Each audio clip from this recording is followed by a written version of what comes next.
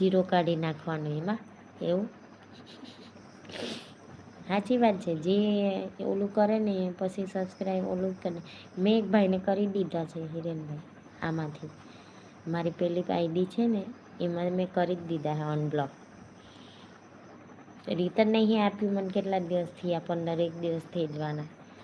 પછી રાખીને શું કામ, બરાબર ને.